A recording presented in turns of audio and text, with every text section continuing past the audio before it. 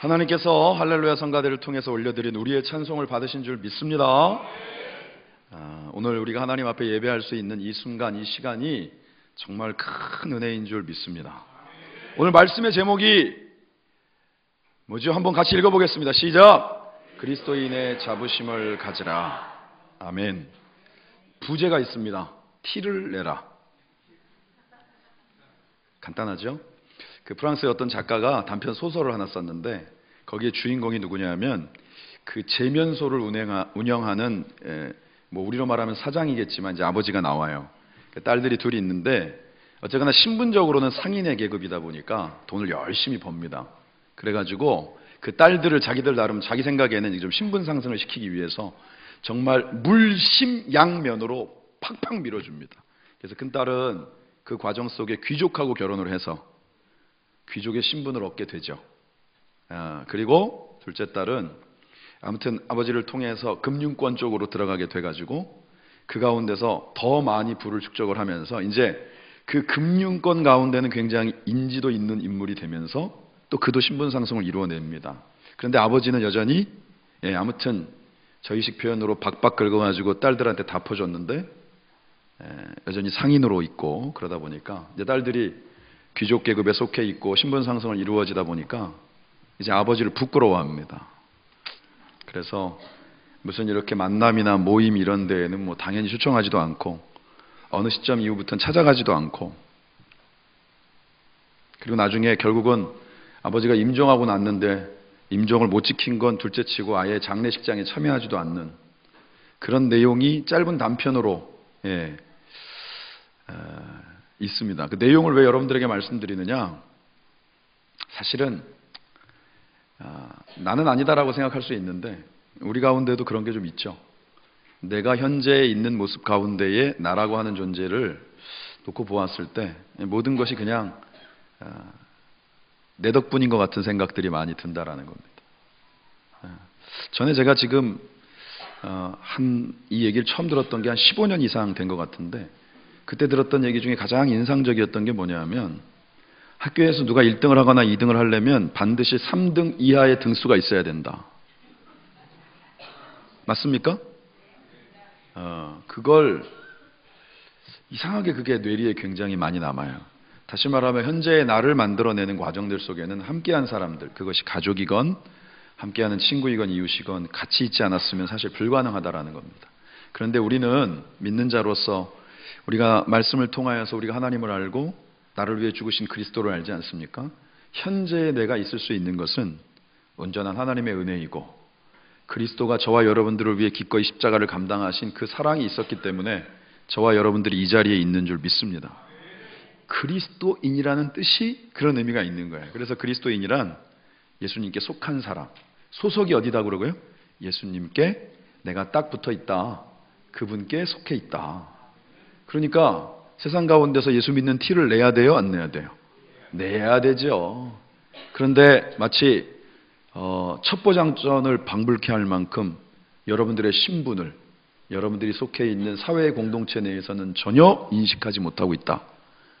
그 신분을 기가 막히게 잘 숨기고 있다 그러면 오늘 성경의 말씀에 근거해 보았을 때 그건 잘못 사는 것이다. 분명하게 말씀합니다. 혹자는 또 그런 얘기를 합니다. 요즘 교회가 사회로부터 굉장히 손가락질을 많이 받기 때문에 그걸 생각하면 너무 막 얼굴이 부끄럽다고. 여러분, 원래 교회가 그렇게 병자들이 모여있는 곳입니다. 성경에 그렇게 나와 있어요. 그러니까 종합병동이다. 저는 어떤 경우냐 하면 팔을 다친 사람이고, 죄송합니다. 우리 장로님들 앞에 이렇게 네 분 쫙 앉아 계시는데, 김기훈 장로님은 다리를 다치셨고, 김병 장로님은 머리를 다치셨고, 그 다음에 그 누구죠? 정진기 장로님은 이제 심장 수술을 받은 상태고, 그 다음에 장중현 장로님은 허리 디스크가 와가지고, 그래서 우리가 병원 로비에서 만났어요. 근데 겉으로는 막 인사하면서 속으로는 어쩌다 다리를 다쳤대. 제대로 걷지도 못해. 머리를 심하게 다쳤나? 어째 말이 앞뒤가 안 맞아? 이러고 있으면 안 된다는 거예요. 오직 그 병자들이 모여있는 종합병동 가운데 의사는 딱 한 분 계시는 거예요. 예수님. 그분이 우리를 고치시기 때문에 저와 여러분들이 이 자리에 있는 줄 믿습니다. 그런데 이 자리에 와서도 우리가 그런 시선으로 누군가를 바라본다라고 하면 여러분들이 예배를 온전히 드리기가 참 어렵습니다. 우리도 어느 순간인가, 그죠? 예수님 곁에 다가왔던 여인을 물리치려고 옆에서 소리 질렀던 그 군중의 무리처럼 되어지는 거예요. 바디메오가 주님을 향하여서 다윗의 자손 예수여라고 외쳤을 때 입 닥쳐! 라고 얘기했던 그 인물이 또 내가 될 수 있는 거예요. 우리는 누가 뭐라고 해도 그리스도인입니다. 원래 그리스도인이란 뜻 자체가 예수님을 닮아가는 사람이란 뜻이에요. 여러분, 예수님을 따라다니는 제자들이 다 그렇게 세상 가운데 온전했습니까? 그들의 면면을 하나하나 살펴보면 신분적으로는 아까 제가 소개했던 소설에 나와 있던 인물보다도 훨씬 낮은 계층의 사람들도 많았습니다. 그런데 그런 면면으로 놓고 보았을 때는 누군가의 귀감이 될 만한 인물들이 아님에도 불구하고 주님이 선택하셔서 그들이 그러면 처음에 예수님을 따르고 난 다음에는 다시는 뒤돌아보지 않고 세상에 연연하지 않고 살았습니까? 아닙니다. 그들은 자기가 갖고 있는 기준, 다시 말하면 주님을 따르는 이유가 있었기 때문에 거기에 좀만 맞지 않으면 다른 생각을 했고, 그리고 예수님께서 십자가에 못 박히시는 상황을 겪게 되었을 때는 다 도망쳤습니다. 그래서 주님이 그들을 내버려 두시고 다시 인성됨됨이 있는 사람들을 부르셨습니까? 아닙니다. 찾아가셨습니다. 베드로에게 찾아가셔서 네가 왜 여기 있냐? 너 나 사랑하냐? 주님 왜 그걸 물으십니까? 아시잖아요. 저 같으면 알긴 뭘 알아? 막 이럴 것 같은데 또 물어보십니다. 진짜? 좀 진짜 사랑하지? 라고 또 물어보시면서 결국은 그 베드로를 진짜 당시에 초대교회에 없어서는 안 된 인물로 세우신 분이 바로 우리 주님이신 줄 믿습니다. 우리가 그렇게 부름받은 사람들인 거예요. 그래서 우리가 이 자리에 앉아있는 것만으로도 이것이 엄청난 은혜인 줄 믿습니다. 그리스도인이란 죄로부터 우리가 해방받을 수 있는 유일한 방법이 그리스도밖에 없었다는 뜻입니다.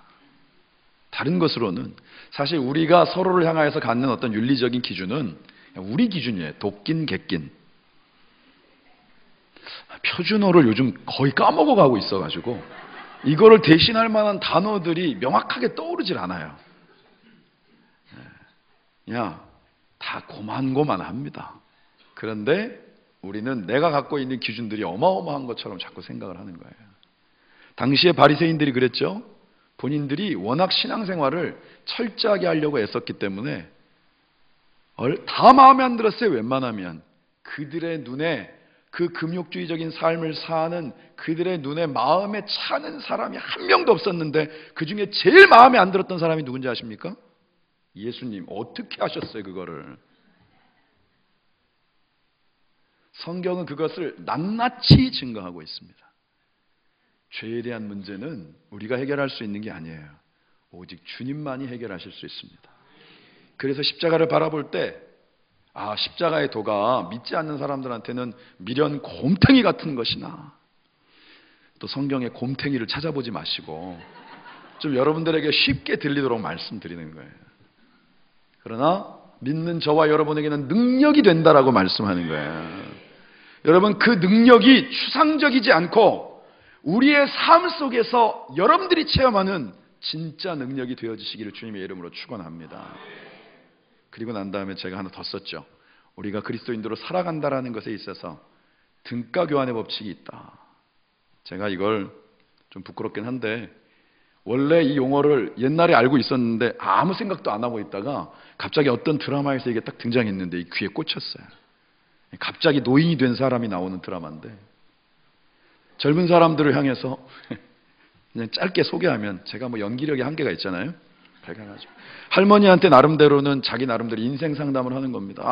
직장 문제 때문에 너무 고민이 많아요. 그랬더니 인터넷 방송에서 그렇게 얘기하면, 그래? 그냥 늙으면 돼. 아무도 직장 가지라 그러지 않아. 애인이 없어. 여자친구가 없어서 고민이에요. 그래? 늙으면 돼. 아무도 옆에 짝이 없다고 옆에서 보면서 모한 눈으로 바라보지 않아. 먹고 싶을 때 먹고 자고 싶을 만큼 자도 아무도 뭐라 그러는 사람이 없어. 제가 보기에 우리 길교에 속해 계시는 어르신들 중에는 그런 분들은 안 계시지만 그 얘기를 하는 결론이 그겁니다. 뭔가 지금은 그냥 당연한 것처럼 여겨지는 우리의 세대, 그것이 10대이건 20대이건 30대이건 본인이 생각했을 때 굉장히 젊다라고 생각하는 그 세대에 대한 부분들을 그냥 우리는 당연한 것처럼 여긴다라는 거죠. 그 시간, 그 순간, 그 가운데서 물론 겪는 아픔과 고민들이 왜 없겠습니까마는, 그럼에도 불구하고 그것을 세월과 시간과 다시 말하면 나이와 젊음과 바꿀 만한 것들은 아니라는 것이죠. 우리가 그리스도인으로 살아가는데 예수 믿고 난 다음부터 나는 아무것도 손해보지 않으려고 해요. 그것은 그리스도인으로서 합당한 삶이 아니라는 겁니다. 나는 일도 손해보지 않겠다. 오직 받기만 하겠다. 이건 그리스도인의 마인드가 아니라는 것입니다. 예수님이 십자가를 지신 것은 제가 아까 찬송의 가사에 너무 많이 몰입을 돼서 제가 혼자 느끼고 깨달은 걸 가지고 여러분들에게 엄청나게 막 당연히 모두 공감해야 될 것처럼 말씀을 드렸지만 저한테는 그 가사가 너무 와닿았어요. 하나님이 나를 향하여서 죄보가 네가 없는 하늘, 네가 없는 땅을 나는 상상해 본 적이 없다. 그래서 인간의 몸을 입고 우리 가운데, 내 가운데 오셨다라는 가사가 왜 그렇게 여기에 막 와닿는지. 여러분, 그분은 하나님이십니다. 창조주이십니다. 그분이 피조물의 몸으로 오시는 거예요. 우리는 성경의 내용을 마치 역사적인 어느 시절에 있었던 어떤 일시적인 사건처럼 생각을 하는데, 여러분, 그것이 인류를 바꾸어 놓은 것입니다. 있을 수 없는 일이기 때문이에요. 그래서 그로 인하여서 주님이 감당하셨던 것은 우리가 상상할 수 없는 고통이었습니다. 육신을 입고 계셨기에 아픔도 있었고, 그리고 육신을 입고 계셨기에 남들의 조롱하는 소리나 우리가 흔히 뒷담화라고 얘기하잖아요. 비아냥거리는 소리들에 대한 것들을 들을 때마다 너무 가슴이 아팠습니다. 심지어는 십자가에 달리셨을 때조차 한편의 강도는 그랬어요. 메시아인데 왜 거기 매달려 있냐? 빨리 내려와라. 우리도 구원해봐라. 세상에 그 죽어가면서도 예수님을 향하여 저주를 퍼부어댈 수 있는 사람들이 우리예요. 그런데 그때 다른 한편의 강도가 이렇게 얘기합니다.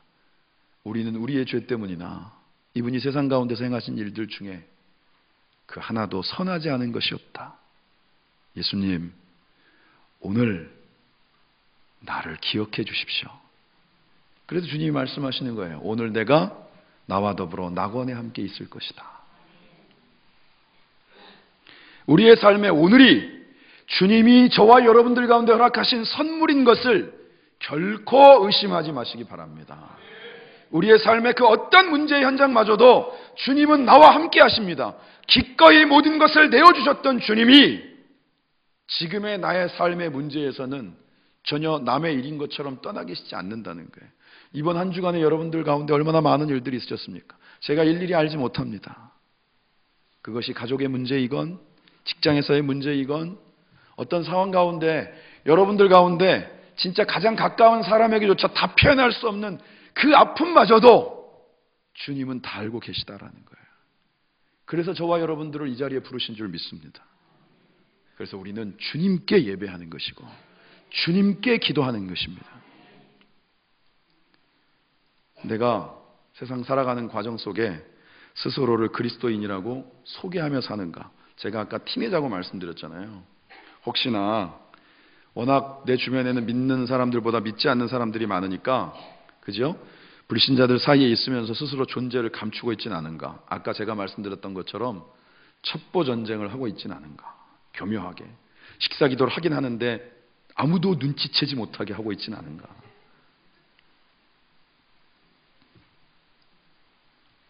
우리의 삶의 매 순간순간 가운데 내가 맞닥뜨리는 삶의 환경에서는 내가 그리스도인이라고 티내는 것 자체에 대해서 자꾸 뭔가 멈칫멈칫하게 하고 움츠러들게 하는 것들이 있습니다. 창세기 20장의 말씀에 11절에 보면 이런 내용이 있습니다. 함께 읽어보겠습니다. 시작.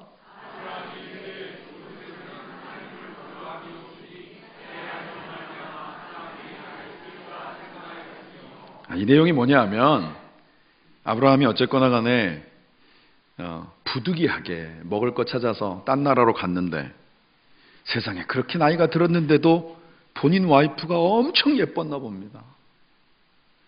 저도 사라를 만나본 적이 없어서 도대체 얼마나 대단한 외모인지. 저희 때는 나이에 상관없이 정말 예쁘다 그러면 항상 엘리자베스 테일러였습니다. 그래서 요즘 이렇게 청년들이 쓰는 말 가운데 리즈라고 하는 말이 그 엘리자베스 테일러의 예명이잖아요. 진짜 예쁘다 그러면 그냥 그렇게 떠올렸어요. 그런데 나이가 드니까 그분도 별 수 없더라고요. 그런데 사라는 도대체 보톡스를 한 것도 아닌데 그 사그라들지 않는 미모는 어디에서부터 나오는 것일까? 가는 곳마다 염려가 됐어요. 당시로는 왕 그러면 모든 권력을 갖고 있었으니까 이 사람의 아내를 할지라도 내가 갖고 싶다 그러면 그냥 그 사람을 죽여버리고 자기 아내로 취할 수 있는 그런 시대다 보니까 너무 두려움에 쌓였던 거죠. 그래서 자기 누이라고 속인 거예요. 나중에 하나님께서 그 왕의 그 꿈 가운데에 직접 개입하시죠. 너 그 여인에게 손대면 죽는다. 이게 간략하게 말씀을 드리는 거예요. 그 내용을. 그가 정신이 번쩍 나가지고 아브라함을 불러서 너 왜 나한테 이렇게 했냐? 큰일 날 뻔하지 않았냐? 그리고 나니까 했던 말이 바로 우리가 읽은 말씀입니다. 여기는 다 하나님에 대해서 아무도 모르지 않냐? 여기에서 내가 만약에 진실을 얘기했다가 내 생명이 위태로울 것 같아서 요즘 아이들 쓰는 말로 엄청 쫄았다. 이럴 수밖에 없었다. 여러분, 이 성경의 내용을 우리가 말씀 속에서 보면서 야, 참 이 아브라함이 믿음의 조상이라고 우리가 알고 있는데 이렇게 쫄보인가? 라는 생각이 들지만 우리가 정작 삶에서 살아가는 순간 가운데 내게도 그런 유혹들이 있다라는 것입니다. 여러분들은 티 엄청 내고 사십니까? 가는 곳마다 내가 예수 믿는 사람이라고 막. 그게 우리가 처해 있는 환경 가운데 있다는 거죠. 그런데 주님은 오늘 우리에게 주시는 말씀 가운데서 바로 그 삶의 현장 가운데에서 내가 그리스도인이라는 것을 알리라라고 말씀하는 거예요. 우리 마지막 38절을 다시 한번 같이 읽어보겠습니다. 38절의 말씀. 자, 시작. 누구든지 이 음란하고 죄 많은 세대에서 나와 내 말을 부끄러워하면 인자도 아버지의 영광으로 거룩한 천사들과 함께 올 때에 그 사람을 부끄러워하리라. 아멘. 제가 앞서 소설에서 소개했던 그 아버지처럼 안 하신다라는 거예요. 우리 주님도 이 말씀에 대해서는 분명하게 지키신다 그랬습니다. 그러니까 모른다 이거지, 내가 부끄럽다 이거지, 말하면 왠지 뭔가 부당한 대우를 받을 것 같고 뭔가 이루어져야 되는 비즈니스 가운데에서도 손해를 볼 것 같지? 그러면 나도 널 모른다고 할 거다라고 말씀하시는 거예요. 우리가 이 자리에 와서 예배한다라는 것은 우리가 하나님의 약속 가운데 서 있는 그리스도인, 우리는 예수님이 될 수는 없지만 주님을 따르겠노라고 결단한 내 안에 이제는 내가 사는 것이 아니라 예수님이 사는 존재라는 것을 다시 한번 딱 확신 가운데 가지고 그 확신 가운데서 한 걸음을 내딛는 자리가 바로 이 예배의 자리인 줄 믿습니다. 그래서 우리의 삶 가운데 하나님의 역사하심이 현재형이 되도록 하시는 거예요. 그러면 우리는 이게 분명히 하나님의 뜻이고 주님 그리스도께서 우리를 향한 마음인데 우리가 세상 가운데 어떻게 담대할 수 있는가? 그것은 하나님의 보호하심, 말씀 속에 기록되어 있는, 여러분 제가 여러분들에게 늘 매일 묵상을 권면하지만 우리가 말씀을 통하여서 하나님이 나를 향한 한결같은 사랑과 은혜, 지금도 여전히 역사하고 계시는 그 신실하심을 우리가 분명히 붙잡아야 우리가 흔들림 없이 갈 수 있는 거예요. 아까 우리가 함께 보았던 창세기 20장의 앞에 3절에 보면 하나님의 전적인 개입하심이 이렇게 기록되어 있습니다. 그 밤에 하나님이 아비멜렉에게 현몽하시고 그에게 이르시되 내가 데려간 그 여인으로 말미암아 내가 죽으리니 그는 남편이 있는 여자다. 절대 안 된다. 아브라함과 그리고 그 사라를 통하여서 하나님이 이루어가길 원하시는 그 역사적인 계보가 너로 인하여서 어그러지는 걸 나는 절대로 그냥 두지 않겠다. 완전히 훅 들어오신 거예요. 하나님의 분명하신 뜻이 이 가운데 있는 줄 믿습니다. 우리는 세상 가운데서 순간순간 보여지는 모든 것들 가운데에만 반응을 하지만 하나님의 섭리와 역사는 지금까지 모든 역사 가운데, 그것이 교회의 역사뿐만이 아니라 우리의 삶 가운데 지금까지도 변함없이 차곡차곡 이루어져 온 줄 믿습니다. 하나님의 보호하심을 믿어야 돼요. 그리고 또 하나, 여러분 옛날부터 그런 표현 썼습니다. 믿는 구석. 그런 거죠. 예. 아까 이제 딱 하나 말았으니까 저하고 장중영 장로님하고 이렇게 있는데, 처음에 감히 그럴 수는 없지만 연배로 보았을 때 친구 사이라고 했을 때 장중영 장로님 앞에 딱 오면 제가 항상 이렇게 뭔가 움츠려 들어 있었어요.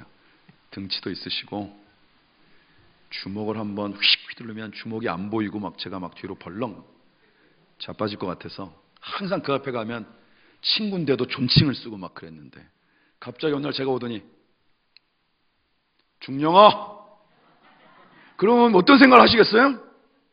어라? 제가 무슨 약을 잘못 먹었나? 틀림없이 뭔가 믿는 구석이 있다라는 생각이 드는 거예요. 성경에 그 믿는 구석을 뭐라고 말씀하고 있느냐?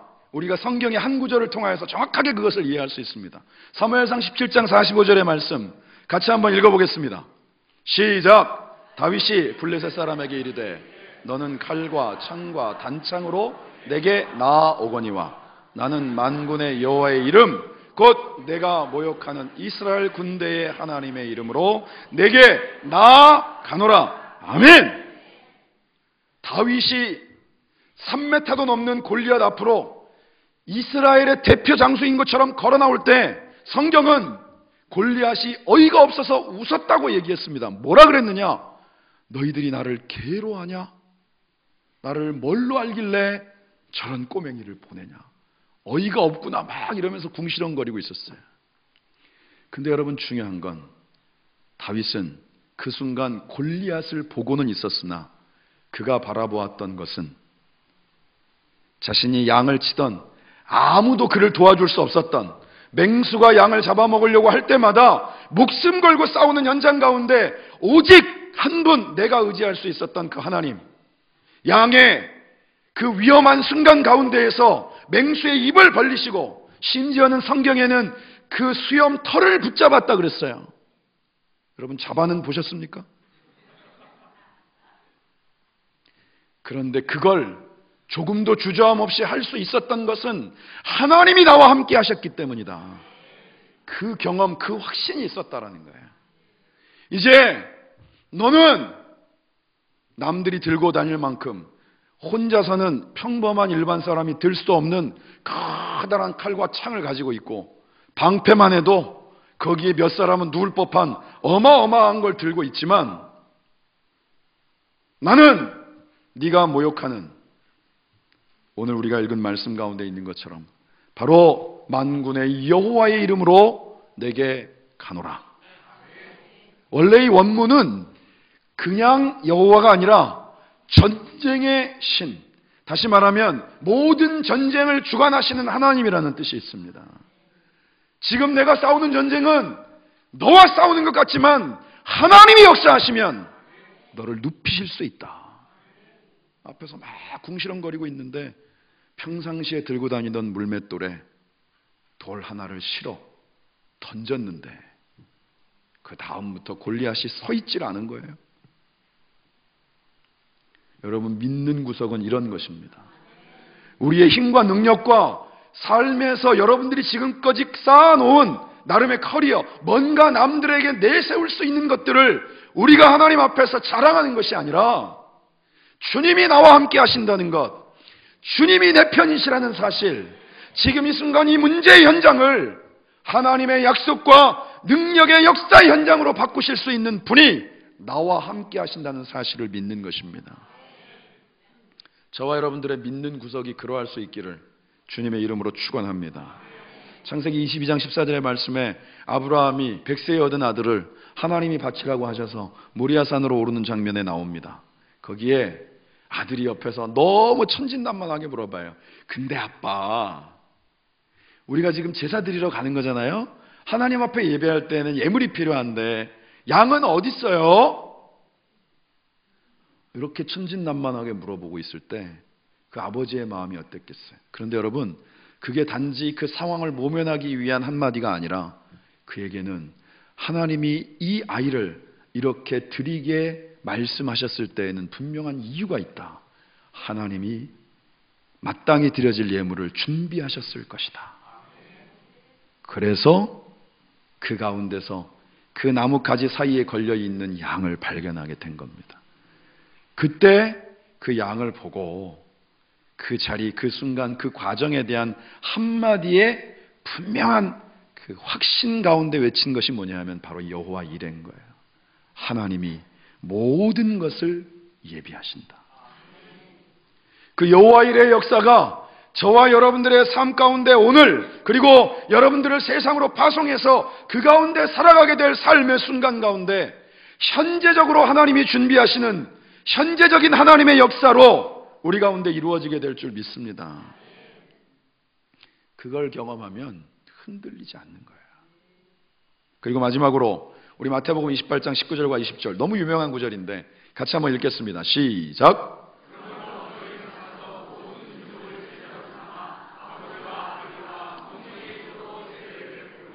20절, 내가 너희에게 분부한 모든 것을 가르쳐 지키게 하라. 볼지어다 내가 세상 끝날까지 너희와 항상 함께 있으리라 하시니라. 아멘. 저와 여러분들의 삶의 하루하루는 그냥 주어지는 것이 아니라 하나님의 분명한 뜻 가운데 우리에게 주신 사명이 있는 삶이라는 거예요. 결코 하나님이 나를 놓을 수 없는 이유 중에 또한 이것이 있다는 것입니다. 내가 삶의 환경 가운데 그냥 휘둘리지 않도록 하나님께서 나를 붙드시고 또다시 약속 위에 세우시는 이유가 또한 여기에 있는 줄 믿습니다. 우리에게 허락하신 모든 날들은 그냥 우리가 사는 것이 아니라 분명한 하나님의 뜻 가운데 이 땅의 마지막 순간까지 오직 생명 바라보며 우리의 삶의 모든 현장 가운데 물질적인 부를 축적하는 것도, 건강을 유지하는 것도, 삶의 관계들을 이루어가는 것도 이 하나님의 나라와 의를 위해서 저와 여러분들을 쓰시기를 원하시는 하나님의 분명한 뜻이 있기 때문인 줄 믿습니다. 원래 우리는 부족한데 그런 부족한 우리를 사용하시는 거예요. 우리는 그냥 내 스스로 한 사람 챙기는 것도 참 버거운 사람인 것 같은데 그런 주님이 그런 우리를 아시고 우리를 통하여 하나님이 하셨다라는 걸 보게 하시는 거예요. 어찌 보면 사사기에 나와 있는 기드온처럼 여러분들은 나중에 막 300명 용사 추려가지고 막 거기 미디안을 물리친 이 내용만 기억하고 계시는데 처음에 그 기드온을 부를 때 그 장면이 정말 굉장히 나쁘끄러운 장면이었습니다. 맨날 와가지고 조금만 뭘 소출을 해놓으면 와서 싹싹 긁어가니까 숨어가지고, 그래도 가족들이 먹고 살아야 되니까 숨어서 아무도 모르게 그 곡식 조금 얻은 거 가지고 이렇게 채질을 하고 있었어요. 이건 뺏기면 안 돼. 이건 뺏기면 안 돼. 그런데 그때 주님이 뭐라고 부르신 줄 아십니까? 야, 강한 용사야! 예? 아마 본인을 부르는 것이라고는 상상도 못했을 겁니다. 그래서 여러분 그 다음에 장면에 보면 더 나쁘끄러운 장면이 나옵니다. 하나님을 시험하잖아요. 예? 여러분들이 딱 기가 찰 겁니다. 세상에 그런 하나님의 부르심을 받고, 예, 이거 한번 적셔주시고 이거 한번 마르게 하시고, 여러분 이런 생각들을 누가 하겠습니까? 그만큼 자신감도 없고 나는 그냥 그럴 만한 그릇이 아니다라고 스스로가 이미 단정 지어놓는 삶을 향하여서 주님이 훅 들어오신 거예요. 너를 강한 용사로 쓰시겠다. 분명히 적들에 비해서는 적은 숫자이나 32,000명이나 모여 있었습니다. 그런데 다 돌려보내게 하시는 거예요. 예. 아무튼 집안일 해결하지 못해서 마음이 콩밭에 가 있는 사람들 돌려보내고, 심지어는 그 가운데 물 먹는 거 가지고도 얘는 도대체 영 긴장감이 없구나 다 돌려보내고 32,000명 중에 딱 300명 남기신 거예요. 이 전쟁은 누구에게 속한 것인가? 하나님께 속한 것이고, 단지 병력의 싸움이 아니라 이 싸움을 이미 승리로 준비하신 하나님을 그 누구도 부인할 수 없게 하시기 위해서 하나님이 그러한 역사를 이루신 줄 믿습니다. 오늘 저와 여러분들의 삶 가운데도 하나님께서 그러한 일들을 이미 준비하고 계신 줄 믿습니다. 세상 가운데 예수 믿는 티를 내고 사십시오. 그 가운데 하나님의 역사하심을 경험하게 될 줄 믿습니다. 그래서 우리가 모일 때마다 흩어져서도 그러한 우리 가운데 역사하시는, 나는 주님을 드러내고 주님은 나의 삶 가운데 역사하시는 그런 구체적인 역사와 증거들을 서로 나누는 은혜들이 날마다 우리 성도들의 삶 가운데 풍성하여지시기를 주님의 이름으로 축원합니다. 기도하겠습니다. 하나님 감사합니다. 감사합니다. 우리에게 말씀하여 주시되 변함없는 신실하신 사랑과 은혜가, 하나님의 약속이 나를 향하고 나를 통하여 이루어짐을 말씀하여 주심에 감사를 드립니다. 오늘 주님과 더불어 또 한 걸음을 내딛습니다. 우리 가운데 흔들림 없이 갈 수 있는 믿음을 허락하여 주옵소서. 하나님의 약속의 말씀에 서게 하옵소서. 우리보다 앞서 걸으시는 여호와 이레 하나님을 우리가 신뢰하며 나아가게 하옵소서. 우리에게 맡겨주신 사명이 나의 약함이 아니라 주님의 강함으로 이루어지는 것을 보게 하시고, 나의 부족함이 아니라 성령의 능력의 충만함으로 지금도 그 역사를 이루어 가시는 하나님을 우리가 날마다의 삶을 통하여 생생히 체험하도록 주께서 은혜의 은혜를 더하여 주시옵소서. 감사드리며 예수님의 거룩하신 이름으로 기도